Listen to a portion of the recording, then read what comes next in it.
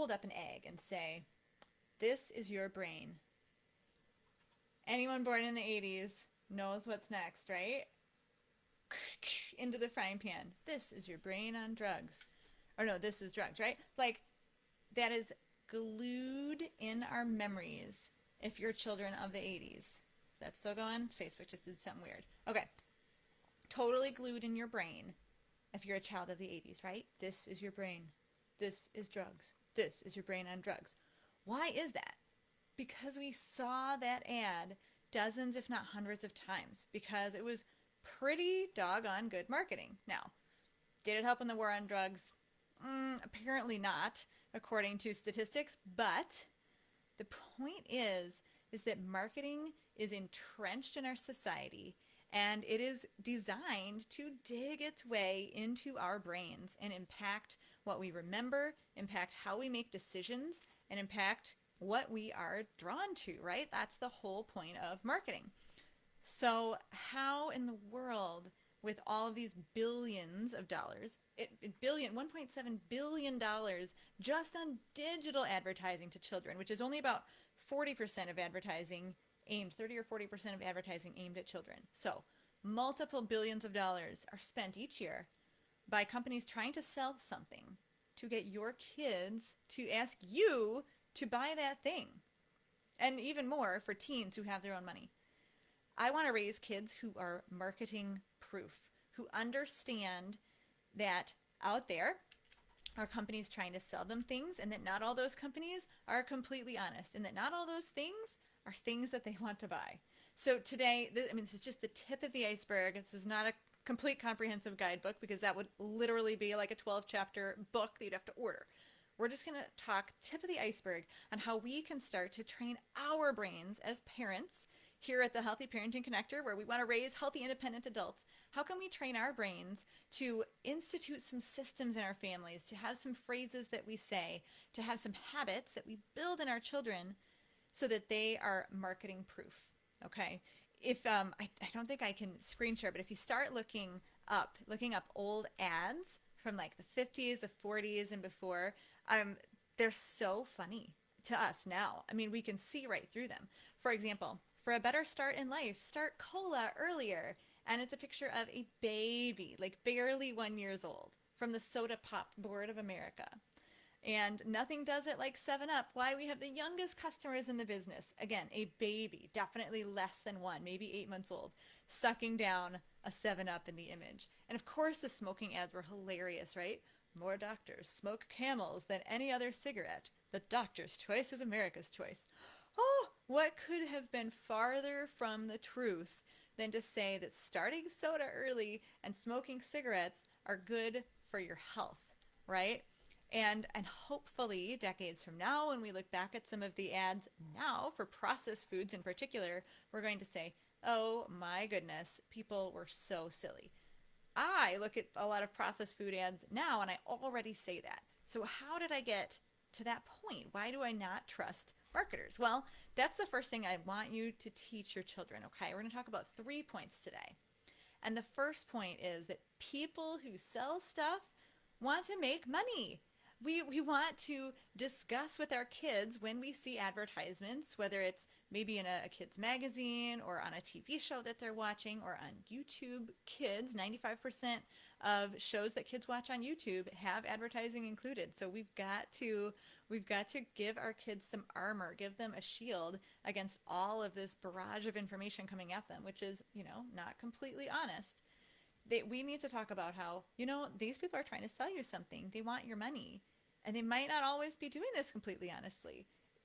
You choose your words based on the age of your child, right? The little kids are going to be more susceptible. There is marketing aimed right toward preschoolers, particularly on the shows for preschoolers. So you always want to remind your kids, well, you guys, they're trying to make their product look awesome because they want you to spend your money. Like, do you want to spend all your piggy bank money on that item and try to put it down into their language, right? For the preschoolers, make it hurt for them, right? Do they want to spend their whole piggy bank money on that thing? Because guess what? The next commercial is going to show you something else that somebody wants you to spend your money on. And they might not be being completely honest about it, right? The older your kids get, the older your language can get. hey, that's marketing. Let's talk about with your third grader.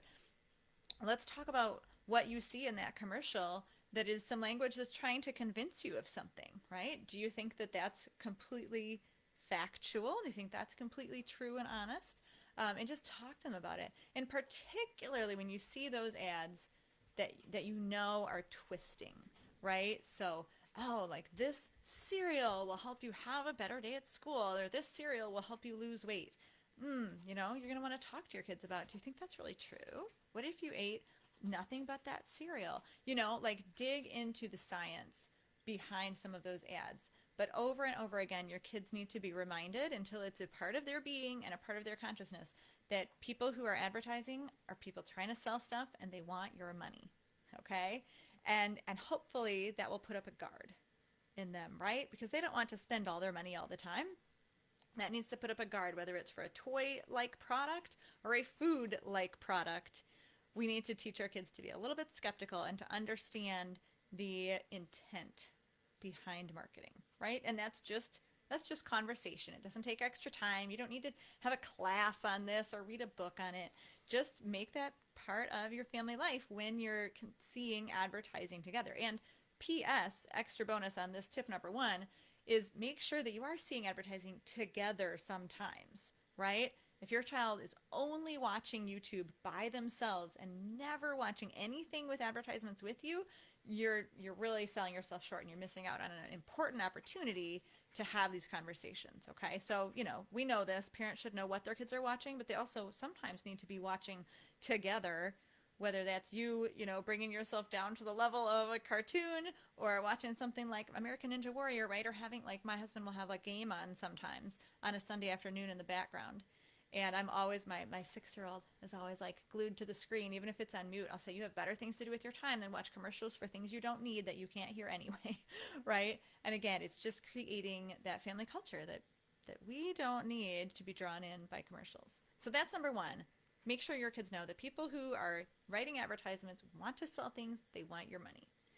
Number two is always ask more questions. Okay, and this is particularly with food products or food type products, is that we never trust the front of the package. We always turn things around to read the back.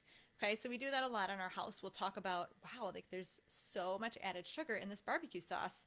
It's actually hard to believe that it's just, it's a condiment, not a dessert. And again, older kids who understand numbers and understand what sugar is. And so I'll say, by the way, so 4 grams of sugar, 4 grams of sugar is a teaspoon. So we might even get out like, oh, in a quarter cup of barbecue sauce, how many teaspoons of sugar is this? Right? We need to teach them to understand the back of the package as far as what ingredients are actually in there, how much sugar is actually in there, what kinds of fat are actually in there. Teach your kids, and we'll link to another video I have for kids with lots of visuals, not just me standing here talking. With lots of visuals on how to teach your kids to read nutrition labels, right? What the fat means, what the calories mean, what the serving size means, how to look at the beginning of the ingredients and look for, less than savory ingredients like sugar that you don't want to have in massive quantities in your food. This is the same with cleaners and everything. So it's great. It's a great dinner conversation to put maybe a condiment out, or maybe it's a breakfast conversation with a box of cereal. What does the marketing say on the front versus what is the actual nutrition and the actual ingredients on the back? The more often you can show your kids that discrepancy, without even, you don't have to like hammer it home every time. It's just showing them these are different. And that's going to log in their brain that what's on the front is perhaps not to be trusted, right? I am a person who turns things over, who reads the back. I am a person who knows what is in my food. Does that make sense? So first, we want to train our kids' brains that marketing is trying to sell them things and people want their money. Second, we want them to be people who ask more questions, who don't trust the marketing speak on the front of the package, but always turn things over to read the back. And then third is we need to be good marketers, right? What is good marketing? It's that idea that this is your brain. This is drugs. This is your brain on drugs. It's that constant repetition. It's those short, simple phrases that kids and adults remember.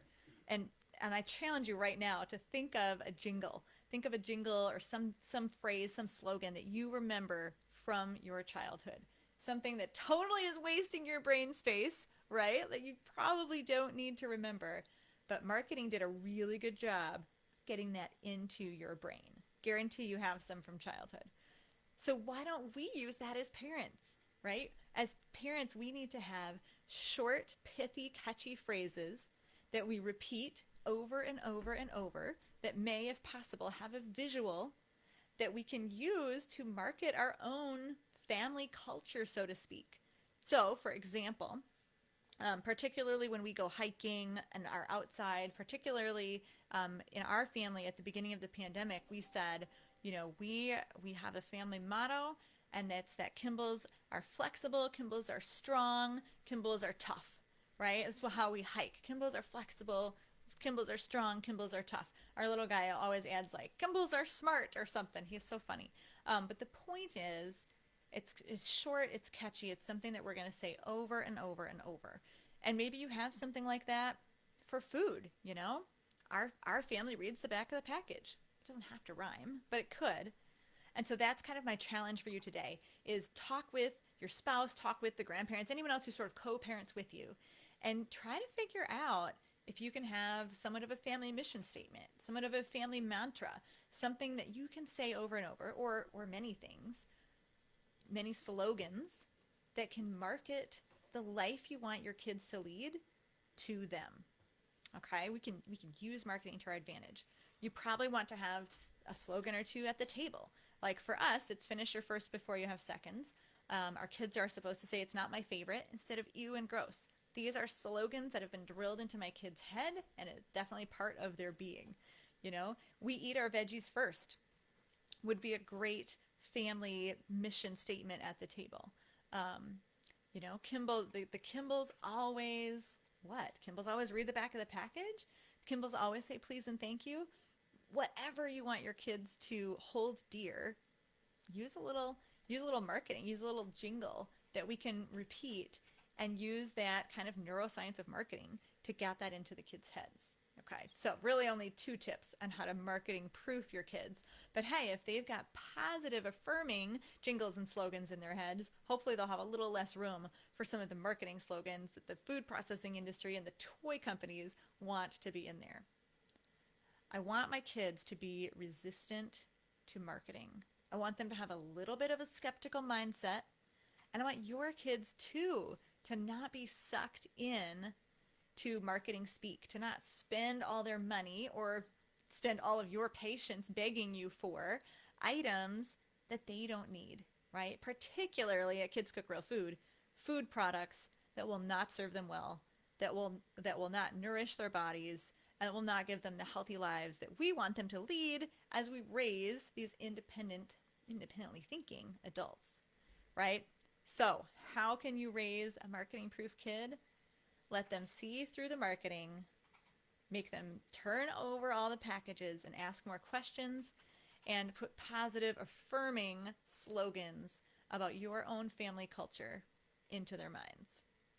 I'm Katie Kimball for Kids Cook Real Food and the Healthy Parenting Connector. I hope this has been really helpful. Again, just the tip of the iceberg when it comes to building an armor against marketing and against what the world is going to throw at our kids. But that's what we need to start with, right? We just need to start with baby steps and mindset and some conversations we can have. And then we can go on to 2.0 and 4.0 a little later. For today, if you're answering in the comments, I'd love to hear those jingles that still are stuck in your head from childhood. And I'd love to hear what you do to help your kids be marketing proof. See you back next week for another episode of the Healthy Parenting Connector, where we help you get the information you need from experts who will help you raise healthy, independent adults.